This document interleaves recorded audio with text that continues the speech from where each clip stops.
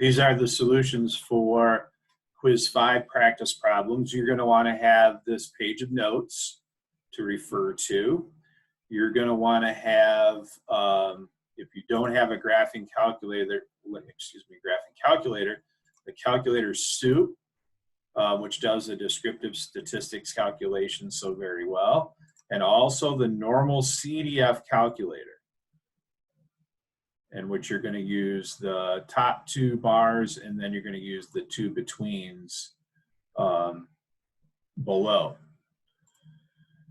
Okay, so have all that ready to go before you start. Problem 1 is just about the range. So all you're going to do is take 5 and add 15 to it to get the upper bound. So from 5 to 20, 20 minus 5, that gives you a range of 15.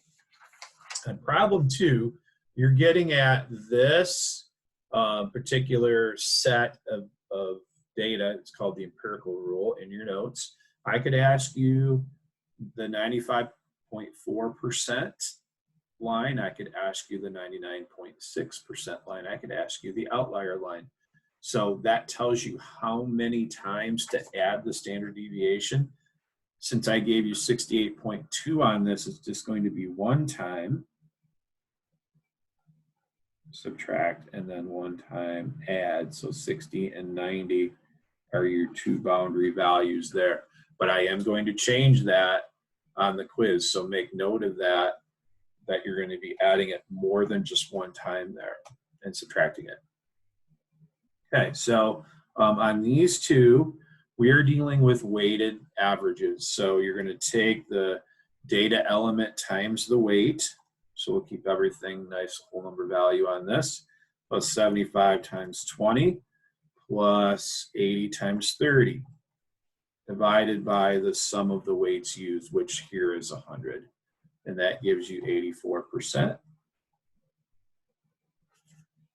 for the grade. On problem 4, we're going to do the same thing and then have to take the fraction into a decimal at the end. So 75 times 2 hours plus 60 times 5 hours over the 7-hour period. And then this fraction has to go into a decimal. So 64.3 miles per hour on that. So here's where you want to use the online normal CDF calculator if you don't have a graphing calculator. That works very well. If you do have a graphing calculator, you're going to do second function distribution menu, and you're going to use the normal CDF, and then you have a lower and an upper boundary to put in.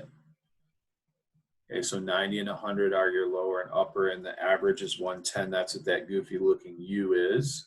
And then the standard deviation, that sigma stands for population standard deviation, is 15.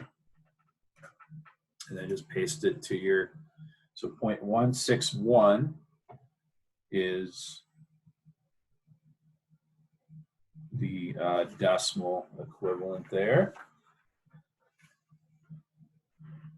Okay, and then this pregnancy one, we'll call this back up. You have to be a little careful with your boundaries. So the lower is 0 because we don't have a negative number of days. So this is one where you have 0 there. And then the upper is 265 minus 19, which is 246. So, whoops, 0 and then 246. You can't go into the negative number of days, I guess. That doesn't make a whole lot of sense. So start with 0. So 265, and then the standard deviation is 13. And then it asks for what percent are not born. So we're going to just take the flip of that, subtract from 100% to get that. So 0.072 on that.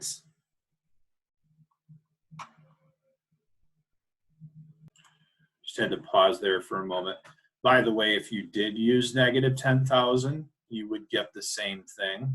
As I said in the notes, but it's better to technically say 0 since you can't have a negative number of days with lengths of pregnancy. But 0.072 is the decimal, that's 7.2%. And then you just subtract that from 100%. So 100 minus 7.2, and that's 92.8 is the second part of that question's answer. So 0.928 is the decimal. So it doesn't matter whether you use 0 or negative 10,000, either way will work. All right, two-way tables, these are very simple once you get enough practice in. So either you're using 2 of the row and columns or just 1. So these first 2 questions, you're actually going to use 2. So what percentage of students speak a foreign language? Here's that column. And have a math grade greater than 90. So where do they meet? They meet at 70 out of 145. And you just take that single fraction, 0.483, which is 48.3%. What percentage of students speak a foreign language or have a math grade greater than or equal to 90? So now you have to speak a foreign language is 80 out of 145. We're going to add that to have a math grade greater than or equal to 90. That's 85 out of 145. But now you have to subtract the intersection. So 70, you counted twice. You counted it once when you considered this 80 here, because it's part of that 80. You counted it again when you considered this 85. So you have to subtract it because you're counting it twice. And that's something that you should have practiced on your homework. I gave you enough of those. But that's the only time that's going to happen, when you have that or in the question and you're adding those two, then you're going to subtract the intersection.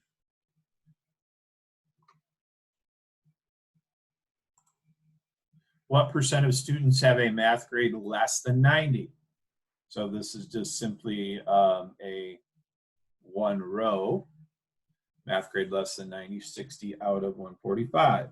And then turn that into a decimal, 0.414, so 41.4%. Oops.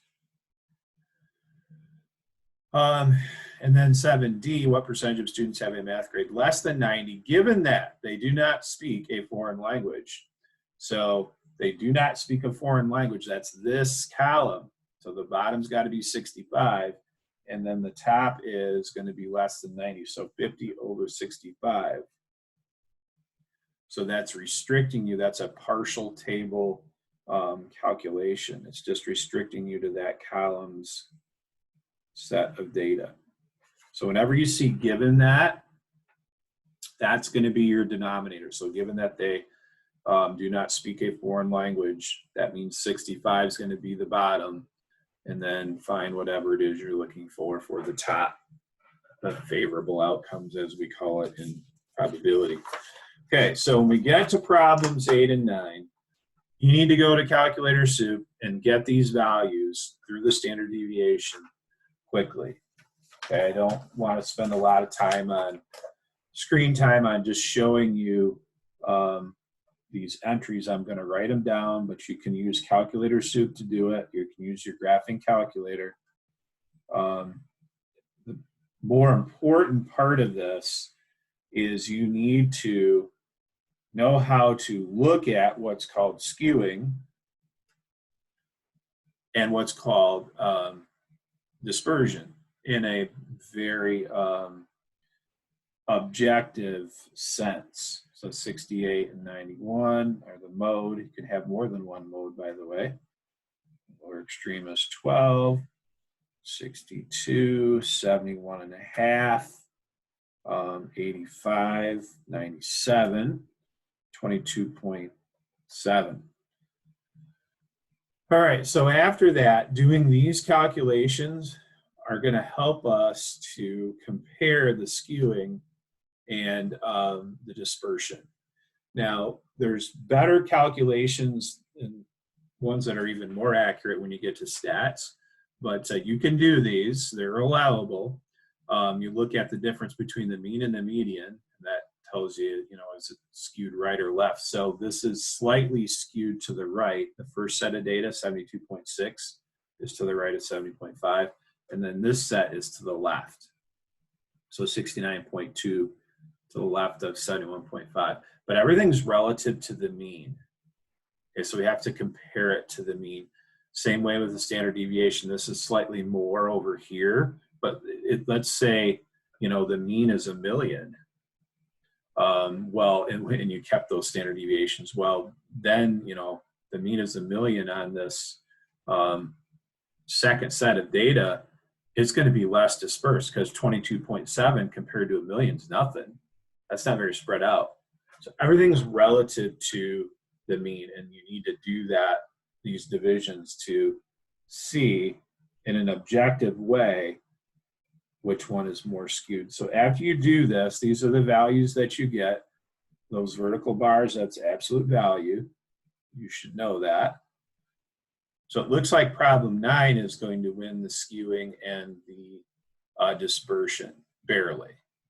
And that's bad, by the way. You don't want a lot of skewing. You want the mean to agree with the median. You don't want a lot of dispersion. So problem 9 is a worse set of data as compared to problem 8.